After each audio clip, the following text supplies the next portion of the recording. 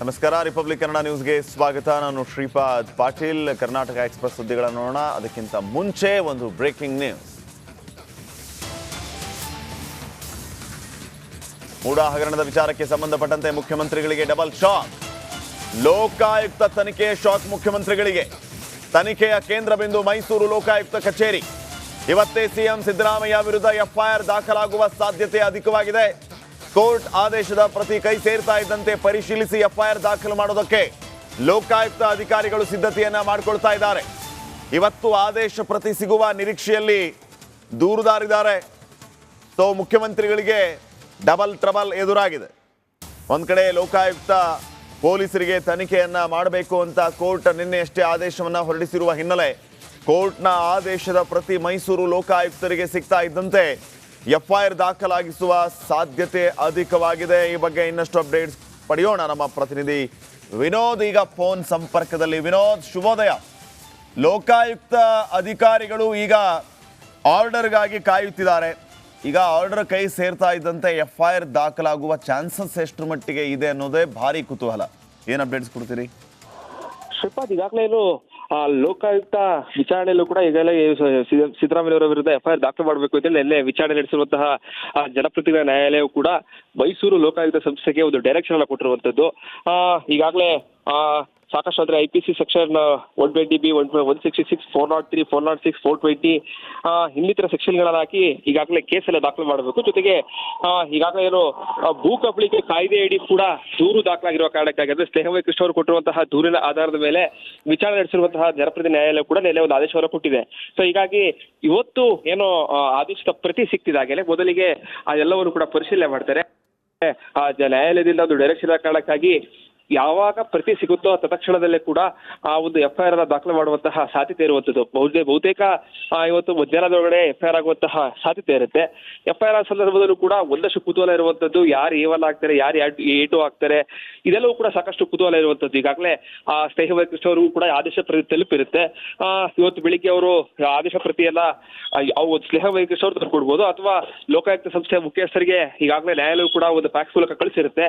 ಅವರು ಮೈಸೂರು ಲೋಕಾಯುಕ್ತ ಸಂಸ್ಥೆಗೆ ಈ ಒಂದು ಆದೇಶ ಪ್ರತಿಯನ್ನು ಕೊಟ್ಟ ತಕ್ಷಣದಲ್ಲಿ ಎಫ್ಐಆರ್ ದಾಖಲಾಗತ್ತೆ. ಅಲ್ಲಿಗೆ ಸಿದ್ದರಾಮಯ್ಯನವರು ಆದ್ರೆ ಇಷ್ಟು ವರ್ಷಗಳ ಕಾಲವಾಗಿ ಬೇರೆ ಬೇರೆ ಪ್ರಕರಣದಲ್ಲಿ ಎಫ್ಐಆರ್ ಆಗಿದ್ದೇ ಬೇರೆ, ಆದ್ರೆ ಇವತ್ತು ದಾಖಲಾಗುವಂತಹ ಎಫ್ಐಆರ್ ನಿಜಕ್ಕೂ ಕೂಡ ಅವರ ರಾಜಕಾರಣದಲ್ಲಿ ಸಾಕಷ್ಟು ತಿರುವನ್ನು ಪಡೆಯುವಂತಹ ಸಾಧ್ಯತೆ ಬಹಳ ದಟ್ಟವಾಗಿ ಕಾಣ್ತಾ ಇರುವಂತದ್ದು. ಸೊ ಹೀಗಾಗಿ ಇವತ್ತು ಎಷ್ಟೊತ್ತಿಗೆ ಎಫ್ಐಆರ್ ದಾಖಲಾಗುತ್ತೆ ಅನ್ನೋ ಸಾಕಷ್ಟು ಕುತೂಹಲ ಮೂಡಿಸ್ತಾ ಇರುವಂತದ್ದು. ಶ್ರೀಪಾದ್, ಓಕೆ, ಈ 40 ವರ್ಷಗಳ ರಾಜಕಾರಣ 14 ಸೈಟ್ಗಳಿಂದಾಗಿ ಒಂದು ರೀತಿಯ ಬ್ಲ್ಯಾಕ್ ಮಾರ್ಕ್ ಸಿದ್ದರಾಮಯ್ಯ ಅವರಿಗೆ. ತನಿಖೆ ಪಾರದರ್ಶಕವಾಗಿ ಸಾಗಬೇಕು ಅಂತಂದ್ರೆ ರಾಜೀನಾಮೆ ಕೊಡಬೇಕು ಅನ್ನೋಂಥ ಆಗ್ರಹ ಹೆಚ್ಚಾಗ್ತಾ ಇದೆ. ಮೈಸೂರಿನಲ್ಲಿ ಯಾವ ರೀತಿಯ ಟಾಕ್ ಇದೆ?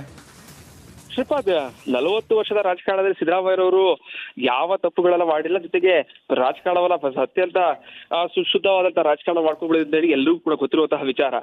ಸಿದ್ದರಾಮಯ್ಯರವರು ಇವತ್ತು ಅಂದ್ರೆ ಅವರ ಪತ್ನಿ ಪಡೆದಿರುವಂತಹ 14 ಸೈಟ್ಗಳಲ್ಲಿ ನೇರವಾಗಿ ಪ್ರಭಾವವನ್ನು ಬೆಳೆಸ್ತಿಲ್ಲ ಆದ್ರೂ ಕೂಡ ಅವರು ಅನುಭವಿಸಿರುವ ಅಂದ್ರೆ MLA ಆಗಿದ್ದ ಸಂದರ್ಭದಲ್ಲಿ ಕೂಡ, ಉಪಮುಖ್ಯಮಂತ್ರಿ ಸಂದರ್ಭದಲ್ಲೂ ಕೂಡ, ಮುಖ್ಯಮಂತ್ರಿ ಆದ ಸಂದರ್ಭದಲ್ಲಿ ಯಾವೆಲ್ಲ ಪ್ರೊಸೀಡಿಂಗ್ಸ್ ಗಳು ನಡೆದಿದೆ, ಇದು 14 ಸೈಟ್ ಪಡೆಯೋದಕ್ಕೆ ಒಂದು ಪ್ರಭಾವ ಬೆಳೆದಿದೆ ಅಂತ ಹೇಳಿ ಈಗಾಗಲೇ ಹೈಕೋರ್ಟ್ ನಲ್ಲೂ ಕೂಡ ಸಾಕಷ್ಟು ಸುದೀರ್ಘವಾದಂತಹ ವಾದ ಪ್ರತಿವಾದಗಳು ನಡೆದಿದೆ.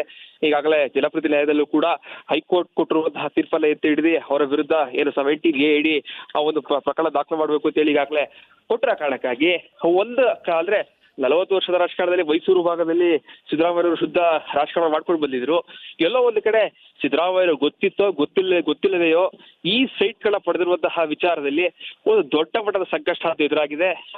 ಈಗಲೂ ಕೂಡ ಸಿದ್ದರಾಮಯ್ಯ ಅಭಿಮಾನಿಗಳು, ಕಾಂಗ್ರೆಸ್ನ ಕಾರ್ಯಕರ್ತರೆಲ್ಲರೂ ಹೇಳುವಂತದ್ದು, ಸಿದ್ದರಾಮಯ್ಯರು ತಪ್ಪು ಮಾಡಿಲ್ಲ, ಅವರು ಈ ಒಂದು ಪ್ರಕರಣದಿಂದ ವಾಪಸ್ ಬರ್ತಾರೆ, ಯಾವುದೇ ಕಾರಣಕ್ಕೂ ಕೂಡ ಈ ಒಂದು ಪ್ರಕರಣದವ್ರಿಗೆ ಏನೂ ಆಗೋದಿಲ್ಲ ಅನ್ನುವಂತಹ ಒಂದು ಟಾಕ್ ಇದ್ರೆ, ಮತ್ತೊಂದು ಟಾಕ್ನಲ್ಲೂ ಕೂಡ ಈ ಒಂದು ಪ್ರಕರಣದಲ್ಲಿ ಅವರಿಗೆ ಸಂಕಷ್ಟ ಎದುರಾಗೋದು ಕಟ್ಟಿಟ್ಟ ಬುತ್ತಿ ಅನ್ನುವಂತಹ ಟಾಕ್ಗಳು ಶುರುವಾಗಿರುವಂತದ್ದು. ಸೊ ಹೀಗಾಗಿ ವಿಚಾರಣೆ ಲೋಕಾಯುಕ್ತ ಸಂಸ್ಥೆಯಲ್ಲಿ ಈಗಾಗಲೇ ಎಫ್ಐಆರ್ ಆಗುತ್ತೆ. ಓಕೆ, ಥ್ಯಾಂಕ್ ಯು ವಿನೋದ್ ಮಾಹಿತಿಗಾಗಿ.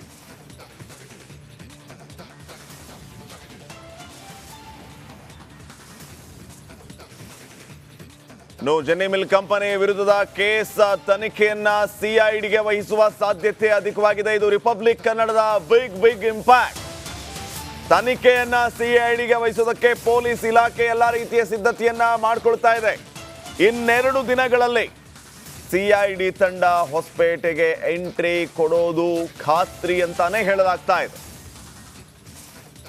ಕೇಸ್ ಏನಂತಂದ್ರೆ ವಿಜಯನಗರದಲ್ಲಿ ಕತ್ತೆ ಹಾಲಿನ ಹೆಸರಲ್ಲಿ ರೈತರಿಗೆ ಮಹಾಮೋಸ ಎದುರಾಗಿತ್ತು. ಜೆನ್ನಿ ಮಿಲ್ಕ್ ಕಂಪನಿ ವಿರುದ್ಧ ರೈತರು ಸಾಲು ದೂರನ್ನ ದಾಖಲಿಸಿ FIR ಕೂಡ ಆಗಿತ್ತು. ಒಂದಲ್ಲ ಎರಡಲ್ಲ, ಬರೋಬ್ಬರಿ 13.50 ಕೋಟಿಗೂ ಅಧಿಕ ಹಣ ವಂಚನೆಯ ಆರೋಪ ಕೇಳಿ ಬಂದಿದೆ. ಈ ಬಗ್ಗೆ ನಿಮ್ಮ ರಿಪಬ್ಲಿಕ್ ಕನ್ನಡ ವಿಸ್ತೃತವಾಗಿ ವರದಿಯನ್ನು ಪ್ರಸಾರ ಮಾಡಿತ್ತು. ವರದಿಯ ಫಲಶ್ರುತಿ ಎನ್ನುವಂತೆ CIDಗೆ ತನಿಖೆಯ ಜವಾಬ್ದಾರಿಯನ್ನು ವಹಿಸುವುದಕ್ಕೆ ಈಗ ಪೊಲೀಸ್ ಇಲಾಖೆ ಎಲ್ಲ ರೀತಿಯ ಸಿದ್ಧತೆಯನ್ನ ಮಾಡಿಕೊಳ್ತಾ ಇದೆ. ಅದರ ಸಾಧ್ಯತೆಯೂ ಕೂಡ ಅಧಿಕವಾಗಿದೆ. ಒಂದು ಹಂತದಲ್ಲಿ CIDಗೆ ಇನ್ವೆಸ್ಟಿಗೇಷನ್ನ ರೆಸ್ಪಾನ್ಸಿಬಿಲಿಟಿ ಕೊಟ್ಟರೆ ಈ ಜೆನ್ನಿ ಕಂಪನಿ ಹಾಗೇನೆ ಯಾರೆಲ್ಲ ಮೋಸ ಮಾಡಿದ್ದಾರೆ ಇವರ ಎಲ್ಲ ಬಣ್ಣ ಬಟಾ ಬಯಲಾಗೋದು 100ಕ್ಕೆ 100ರಷ್ಟು ನಿಶ್ಚಿತ.